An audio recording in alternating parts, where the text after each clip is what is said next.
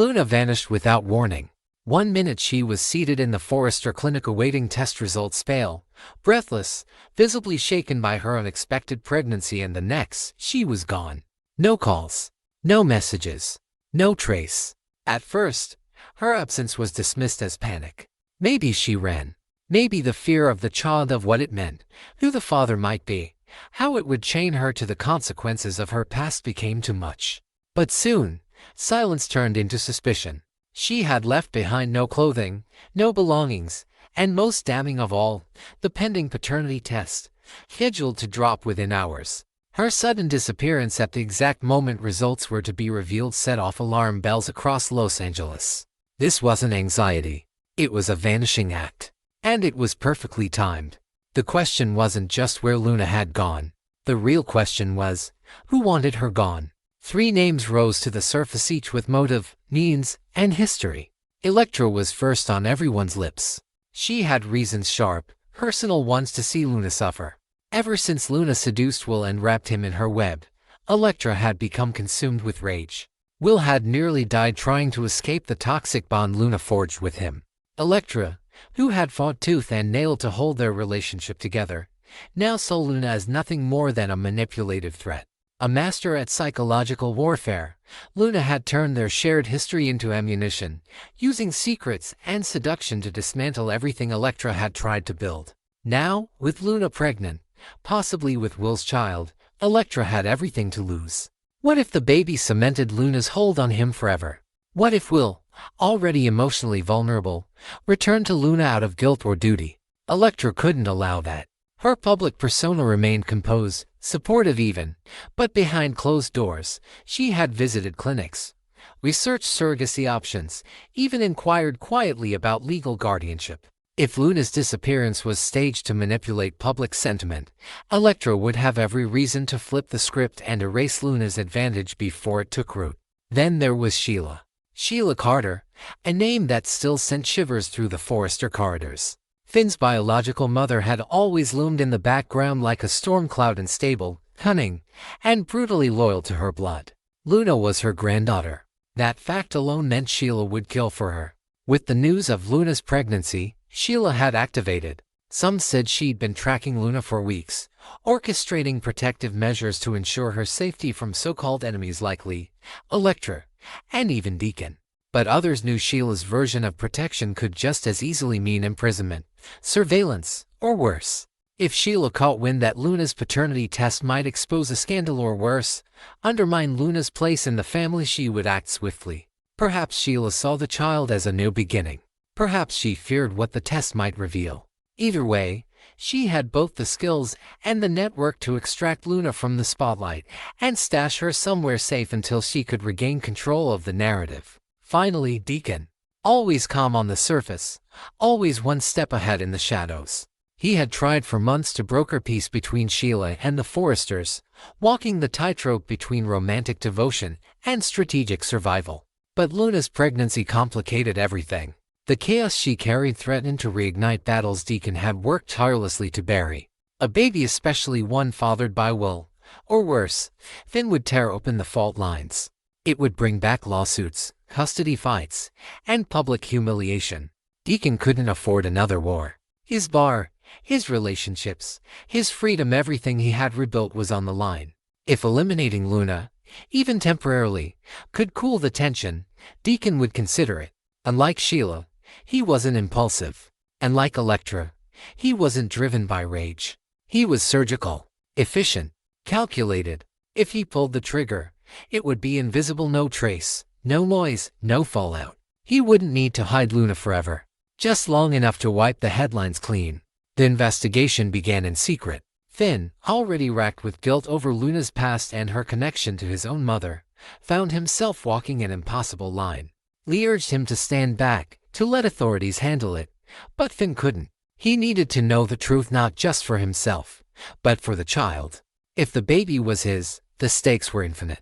If it was Will's, then he needed to shield his brother from lifelong regret. And if neither, then who had been manipulating whom? The clinic's security footage was reviewed.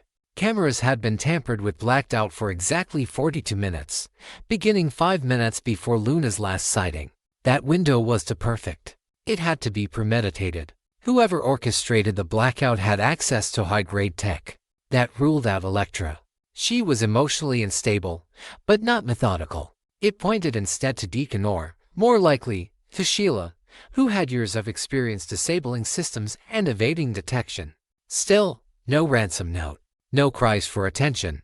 No anonymous leaks to the press. This wasn't a publicity stunt. This was silence by design. Then came the first whisper and unconfirmed sighting. A nurse at a rehab center outside Santa Barbara swore she saw a woman matching Luna's description being wheeled into a locked ward under the name Lauren D. The patient was heavily sedated, barely conscious, accompanied by two private guards. When questioned later, the nurse was fired. The records vanished. The ward was cleaned out overnight. By the time local law enforcement arrived, there was nothing left but an empty bed and a scent of antiseptic. Sheila was questioned. She denied everything, smiled politely, played the concerned grandmother role with chilling ease. "I would never take Luna away," she said. "If she's missing, then someone else wants her gone. Someone who doesn't love her." Finn didn't believe her. Not entirely. But he also didn't believe Electra. When he visited her, she was unhinged, screaming about betrayal and injustice. She claimed Luna had set this up herself to frame her, to paint her as a villain, and gain public sympathy. "She's always 10 steps ahead," Electra spat. "You think she didn't know the test would come back ugly?" She ran. She ran before the truth hit daylight. But truth wasn't the only casualty here. What haunted Finn most was the possibility that Luna had not vanished willingly, that someone had silenced her, possibly forever. And if that was true, then her child, his possible child, was in danger. Deacon, when cornered, played dumb. "Look," he said, "if Luna disappeared, it's not because of me. I don't play games like that anymore." But Finn noticed the twitch, the guarded edge. Something was off. Deacon wasn't lying, but he wasn't telling the full truth either. As days turned into weeks, new fractures formed. The Foresters splintered into factions. Lee pushed for legal intervention. Ridge and Steffi demanded media silence to protect the family name. Will withdrew completely, barely speaking, tormented by guilt and suspicion. Electra began leaking Luna's past crimes to gossip blogs, carefully curated truths meant to poison public opinion. Then, the test results arrived. Mailed anonymously to Finn's home. No stamp. No return address.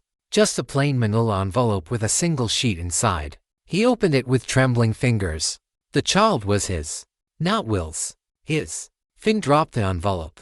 The air around him seemed to vanish. He thought of Luna, terrified and alone, maybe drugged in a hospital somewhere, maybe locked in a basement, maybe worse. And now she carried his child. The weight of it collapsed him to the floor. He had to act. He went to Lee first. Showed her the result. Her reaction was ice. "Then you have no choice," she said. "Find her. Bring her home.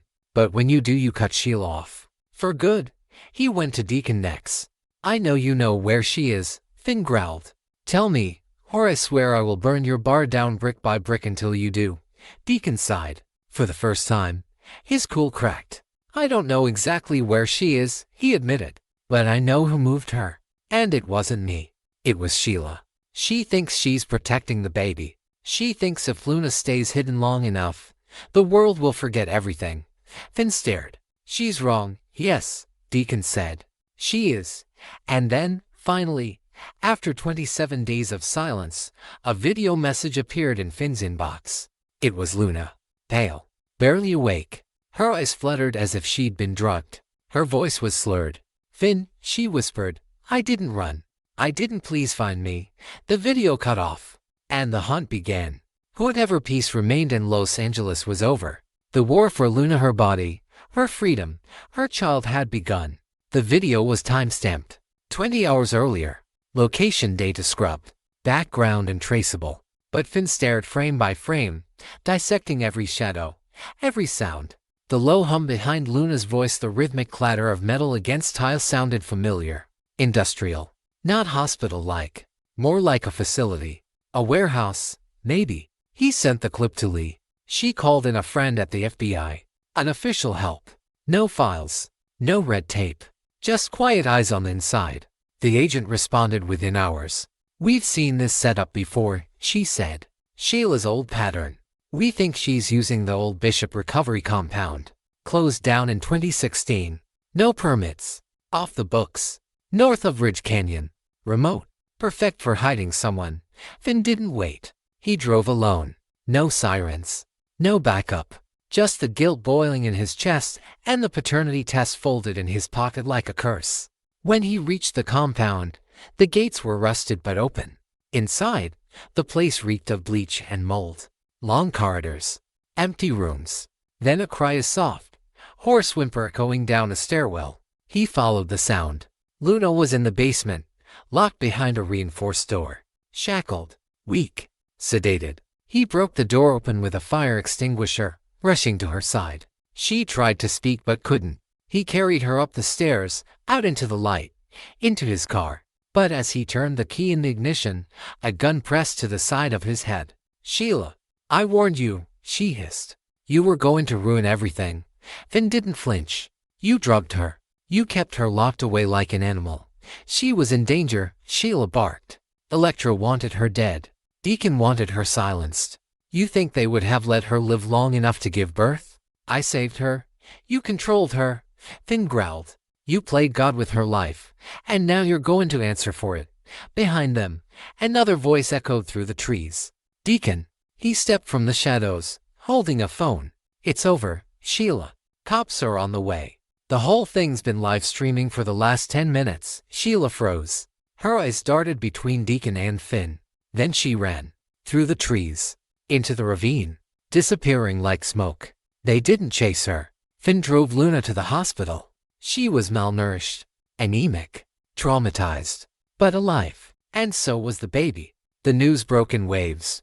Luna found. Sheila wanted. Scandal at Forrester. Finn stayed by Luna's side through every blood test, every ultrasound, every whisper of recovery. She was lucid within a week, stronger within 2. The child, a girl, was growing healthy, but the public wasn't kind. Electra fueled it. She staged the whole thing. She told reporters. She wanted pity. She wanted to paint me as the villain. And Finn's playing right into her hands, but it was too late for that. The city had moved on.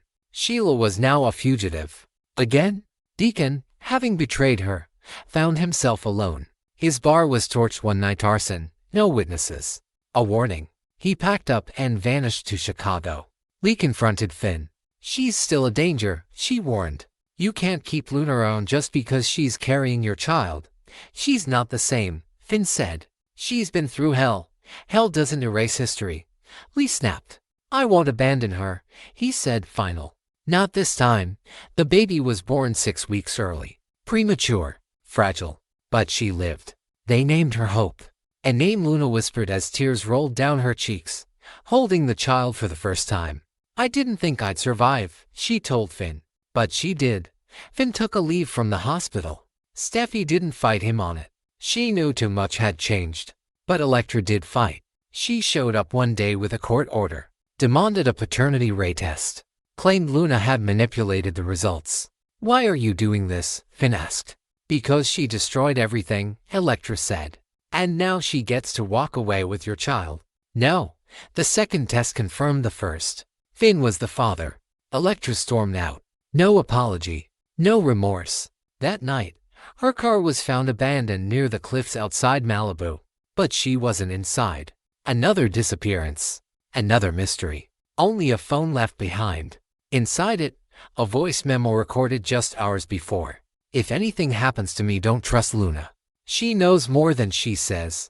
She always has." And just like that, the cycle began again. Questions, lies, secrets, and a new war on the horizon.